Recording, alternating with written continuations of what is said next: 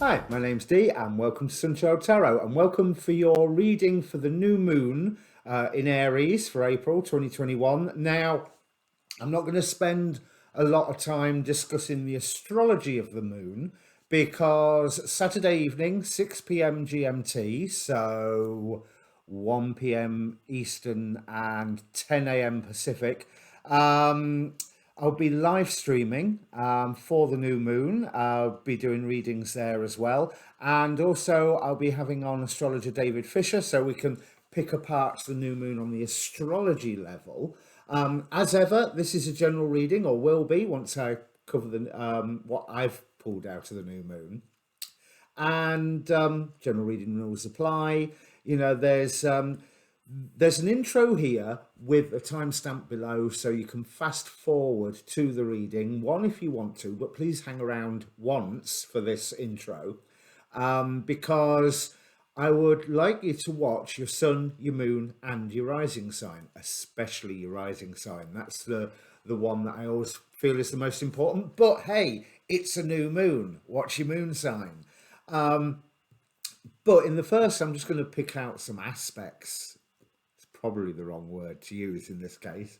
Some significations of this new moon. But as a general reading, you know, general reading rules will apply. Timing's not absolute. Roles can get reversed. You know the plot by now. And although you can ask a question prior to the reading, so you can have a think about that while I'm going through the moon itself, then hopefully that reading will give you some form of answer and you'll be able to tell if it's not a reading for you. It's a Celtic cross this time, so it's still, I don't like that idea of take what resonates. It's either the lot or nothing. That's the way my mind works. Whole thing or nothing at all. But again, with a Celtic cross, there is an element of past and present, so you'll be able to tell whether it's for you or not. Right, let's get on to this moon, 22 degrees Aries. Now, on the Facebook page for this channel, I've already posted a lot of the astrologers discussing this new moon, and every time I find a new show, I'll be posting that up there as well. So as you know, with the sun ingress into Aries, that's the start of the astrological new year. But it's almost like that between the sun ingress into Aries and the new moon in Aries is almost like a planning time, a waiting time, a time of potential. And the new moon in Aries is what really kicks the year off. Now, this year it's at 22 degrees Aries and is ruled by the angel Melahel, who as a degree angel represents sharing the flame, a healing capacity. That's good signs to start off with. Now, as one of the Shem HaMephorash, that's the angels who bear the name of God, and the meaning of Melahel's name is the God who deflects the evil.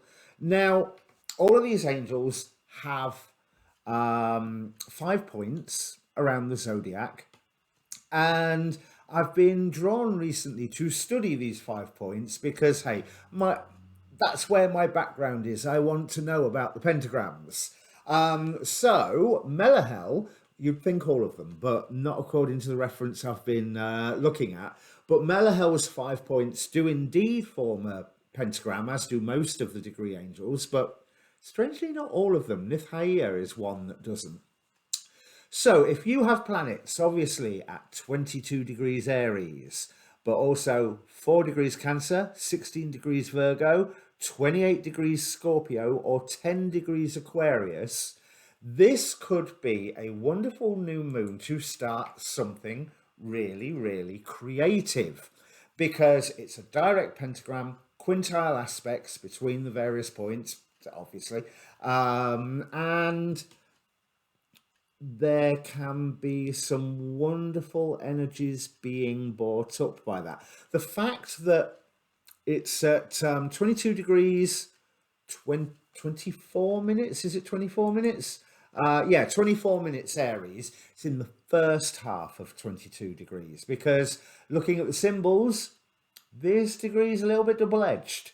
But just going back to that pentagram, this is also the pentagram of the Saturn of Dion Fortune of the Order of the Golden Dawn.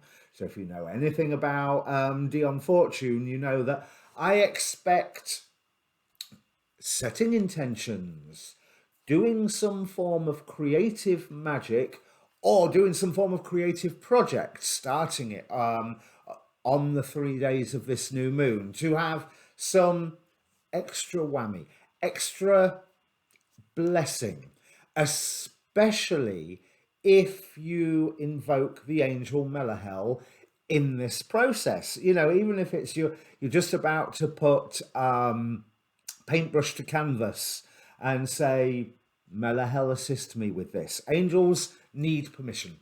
They can't just do what they're designed to do without your permission, because they will always respect your free will. And Melahel especially is about those healing efforts. Supports the development of your healing gifts, I'm looking at right now, and helps you to accept those parts of you that you feel are hard to love. Restores and revitalizes with the energy of love. That's coming from an Aurosoma site that I used to think Aurosoma was a bit weird, and then I tried using it one time, only the one bottle, but I had spectacular results. So if you find one of those, what they called essences that you're drawn to, go for it. Now, Melahel is a guardian angel of a period of Cancer, July the 12th to the 16th. So if you are Cancer, Sun, Moon or Rising, this should also be very, very useful to work with Melahel in your new creative project. And in terms of doing the magic, there is, now, where is it?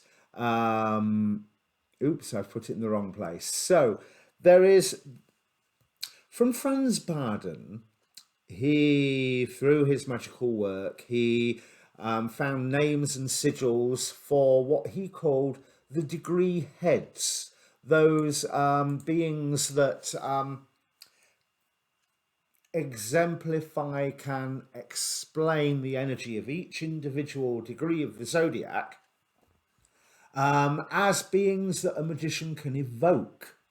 Now, the name of the entity or degree head for 22 degrees Aries is Belisarius. Now, quoting from Barden's notes, this head, like the two foregoing ones, is superior to the others in wisdom, cleverness, and sagacity. And he teaches the magician to apply the laws of the zone girdling the earth by the Akasha principle to realize them in the physical world. Belisarius is always willing to help the magician in any respect. So, as well as invoking Melahel, maybe have a little word with Belisarius as well. And what that phrase meant in English, he teaches the magician to apply the laws of the zone girdling the earth, i.e. the zodiac, the ecliptic, by the Akasha principle to realize them in the physical world. This, now, I am not a fan of quite a lot of the manifestation philosophies. I think it's taken a perfectly valid magical law and forgotten the fact that there's numerous others, depending on who you listen to. There's 6 others or there's 21 others, you know. So 22 would figure with the major arcana, really, wouldn't it? Or the tree of life. So even with that, with the description of Belisarius and his capabilities, that it's the secret incarnate, you know. So which is perfect for setting things into motion. With Melahel's, getting my teeth tongue-tied, Melahel's healing influence as well, because hey, world needs a lot of healing at the minute, doesn't it? So I don't think there's any of us in the life that couldn't do with a little smattering of some good healing energy, either for ourselves or that we can then radiate out into the world in a good hippie woo woo fashion, and actually do some good and improve the world. Now, this degree says take a chance. Looking at the Chandra symbol, the inside degree of this degree is Aries 23, because 22 degrees Aries to 23 degrees Aries is the 23rd degree, is a bottle labelled Drink Me. Now, if you remember, this is what made Alice in Wonderland shrink. The interpretation written from Inside Degrees is the force of events sweeps away who we thought we were and plunges us to a deeper place beyond the known. The sheer immediacy, the sudden clarity shifts mountains of intent into a different octave altogether. Being taken by storm is the most direct path from here to there. And when cosmic worlds are urgently coming through, the only smart thing to do is to step aside and make a huge amount of room for unexpected guests at events that you could never have arranged in your wildest dreams. Now, that, I think, is beautiful. Another interpretation says the bottle asks you to try something whose results you won't know until you do it. Take a chance. Just as the painter applies successive layers of paint to see what will happen. We tend to think it's good to be careful, but not always. This degree has a refreshing lack of caution that most often carries it to surprising and wondrous places. So we've got that manifestation energy. We've got that healing energy. Now, this is not something that's just naturally going to come in. This is something that you have to actually ask for and intend to use, because intent is everything. But there's, like I say, this degree is a little double-edged. Let's have a look at the symbols. I'm looking at the wrong page here. Was it Kosminski? Right, the Safarial degree symbol says it is a degree of weakness. Adriana Corelli says it's a degree of fatality. Now, that is not as bad as what it sounds. I'm not talking about a Mortal Kombat fatality. It's setting something into motion karmically and receiving karma where required. I mean, okay, we've just had a year's worth of zodiac action that's been all about clearing karma, but I personally think that it's probably something that's never going to entirely run out. Now, the Cherubel degree symbol says that in a birth chart, this can be malefic, to put it gently. I don't want to focus on this. Kosminski says it's a symbol of entrapping. So where I'm saying ask Belisarius, Melahel to assist you in your creative projects, ask especially Melahel also for the guidance, if it be right, and it harm none. All of those magical laws, and it harm none is one that tends to be forgotten. People just remember the do as thou wilt to be the whole of the law. It's and it harm none, do as thou wilt be the whole of the law. But you are opening a door to adventure with this particular new moon. Now, speaking of that, it's also something that you may not know what the result is, but you're unlikely, David will correct me Saturday night if I'm wrong, but you're unlikely to be upset in your efforts by some surprise left field event, because the moon is talking to every single planet in the sky bar Uranus. So there isn't that for the moon related projects. I'm not saying something unexpected won't turn up. There's Uranus aspects that's no doubt coming up. I can't remember off the top of my head. But in this one issue that you use the new moon for, this healing new project, what have you, it's not that the result will be unexpected, it's that you don't necessarily know what it is, but it's not something that's going to come and knock you off your feet unless that's in a good way. That's how I would interpret that. I'm putting all this information here for you to make your own mind of and see what feels right. And obviously, it links with your own chart and what way the wind's blowing. And you know, there's Dane Rudyard with the Sabian symbol, a pregnant woman in a light summer dress, are showing it's indicating the conception and gestation, obviously, of the project that you are wanting, that you can use this new moon to come around. He sees this as a degree of inner fulfillment, or the potential of reaching towards inner fulfillment, and it has a keynote of fecundity, you know, harvest. So it's double-edged. Ask for guidance, check that it's with the divine plan, and all the little caveats that you want to put in. And if you don't normally put those in, start. I am not suggesting that your will not be done, but the way I was trained, or the way I was work, was always add that "and it harm none, if this be in line with the divine plan," all those sort of caveats, and then go for it hell for leather, probably the wrong phrase, to see what occurs. And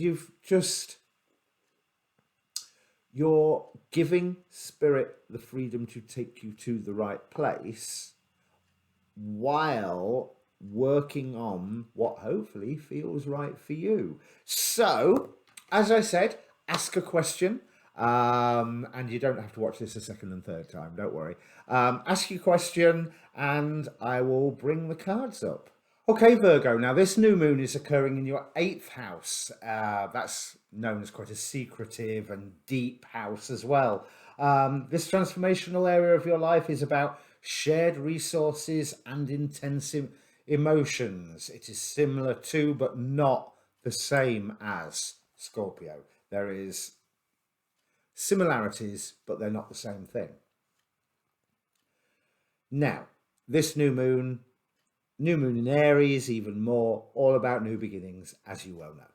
I've covered that in the introduction. You've got a new beginning already going on. You've already started a new beginning here. We've got the Ace of Pentacles here.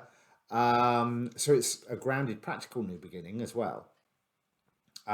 Right in your situational area.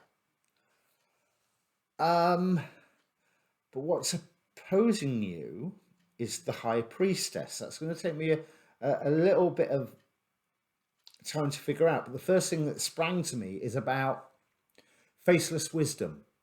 Where there's information or guidance that has come, but from, like, you don't really know who that person is, or you don't know where that quote is from, or you don't know where these instructions have come from. That sort of thing. Like a few pages torn out of a book and you've got no idea what book it is.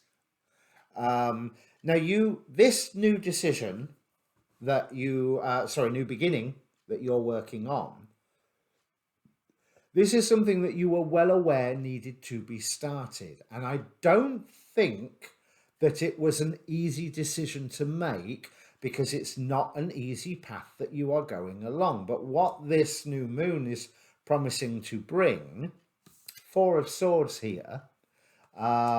In this deck, obviously there's the rest, recuperation, regeneration.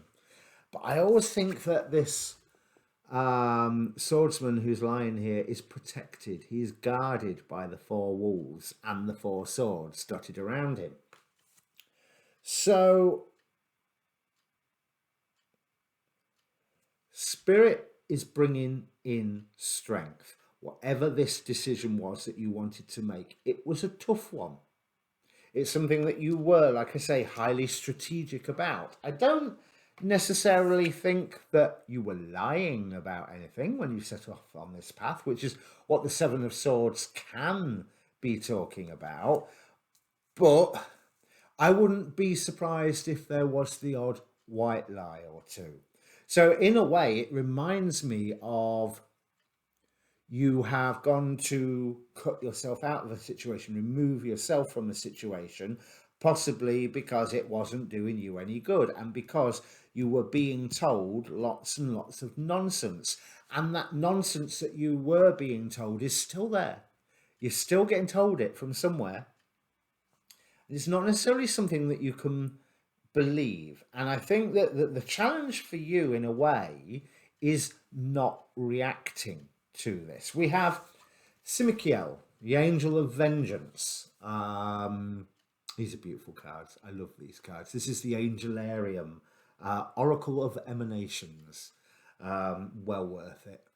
As you can tell, they appear in all my readings. They're one of my favourites.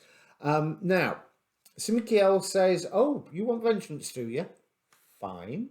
I am happy to oblige. But then what have you done wrong as well? Because if you're setting me after somebody else, I'm going to look at you as well. And so Simikiel is almost saying, don't seek vengeance. Leave it to karma to sort itself out. Whatever that may mean. But with this Seven of Swords, there is the possibility, like I say, you may have told a few white lies, or you may have done something to get yourself out of a situation that, if looked at in isolation, would be assumed to be wrong. Whatever that means. Full judgmentalism with that statement. However, this King of Swords tells me that it wasn't wrong, it was necessary, and possibly the manner that you got out of this situation or got into this new beginning was unfortunate but necessary. Now, you are being given, with this new moon, time to rest. You are building your own new beginning, and this information will be coming to you that, mind you, there's information that will come to you to support your new beginning, but also there's information coming to you that may cause you to look back. But the truth is that you have given up on something. Eight of Cups on the bottom of the deck. And what you are scared of, like all of us, is of getting hurt. Or more to the point, with this Three of Swords here, getting hurt worse. Getting hurt more. So I honestly feel like you have removed yourself from something. Or you are removing yourself from something.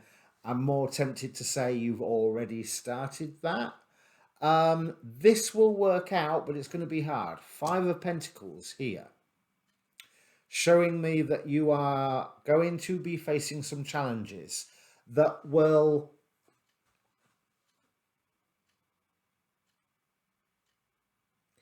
definitely challenge the decision that you've made, challenge your behavior with that decision, get challenged with information that comes to you. It will challenge the what have you really given up here? Because Eight of Cups on the bottom of the deck, you've given something up by getting out of this situation. Now, it could be that one of the things you've given up, fortunately, is more pain.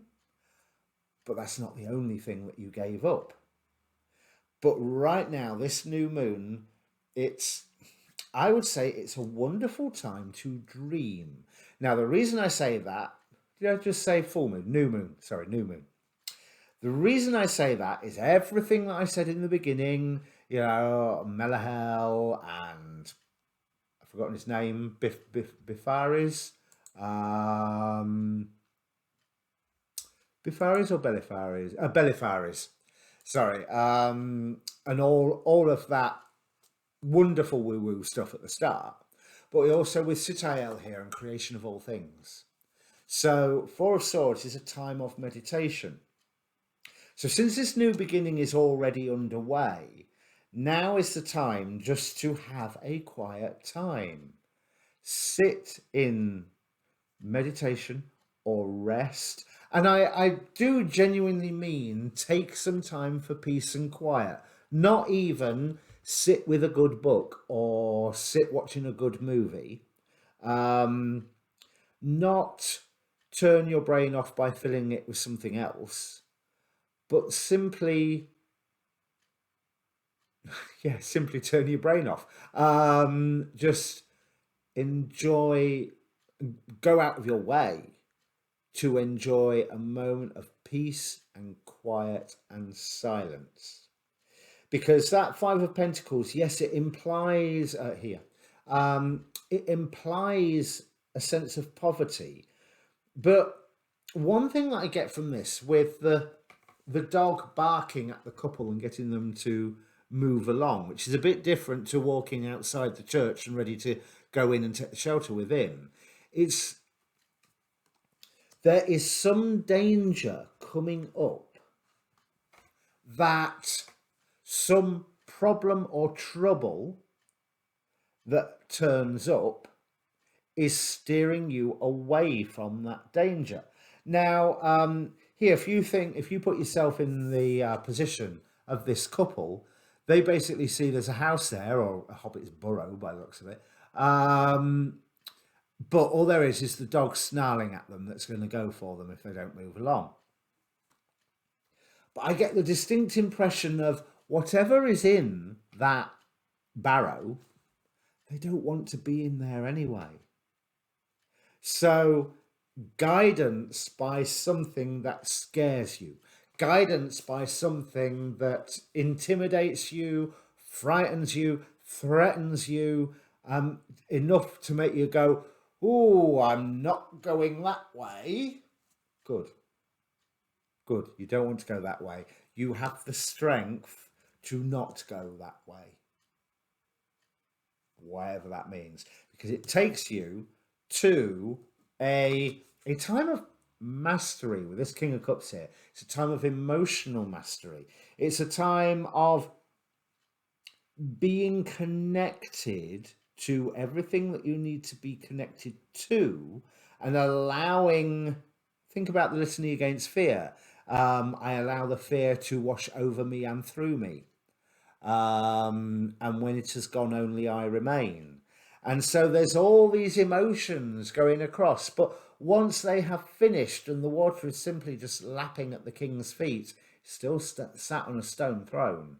He hasn't had to move. He's just experienced all of the waves of emotion. So, yeah, you're worried about being hurt again, but when this thing comes, and it because think about this couple, they're out in the cold, and the, well, it isn't raining on this card, but it does look cold. And they're seeking shelter, and they find this one house, and they feel like they are being denied the shelter by the dog, but the dog is actually saving them.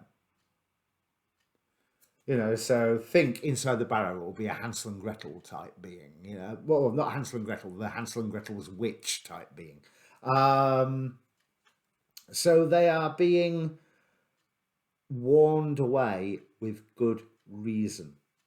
So if there's something you find that you are warned away from during this next lunar cycle, pay attention. Really pay attention to that.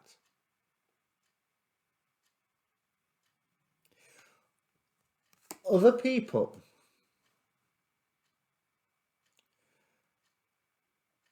other people are moving ahead on their own things, and they are offering not so much guidance, because like I said, there's all sorts of nonsense coming your way, but they are pointing out to you where you can receive some guidance. So that's worth listening to.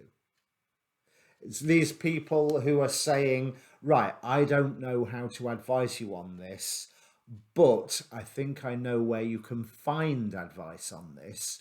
They're the ones to listen to.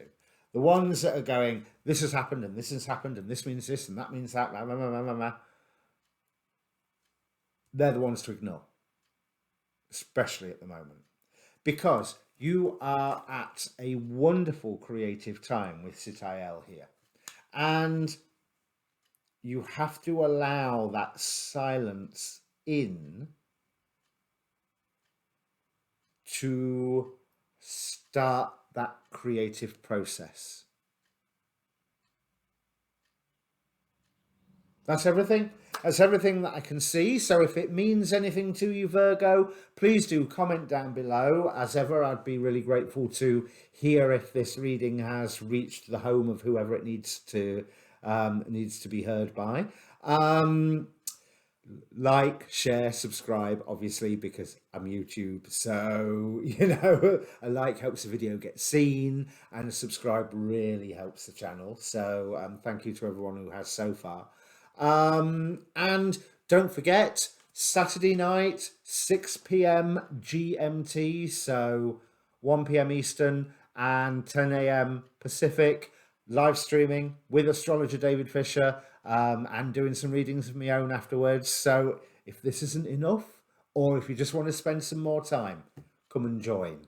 And like I say, here, remember, heed the warnings and don't seek vengeance.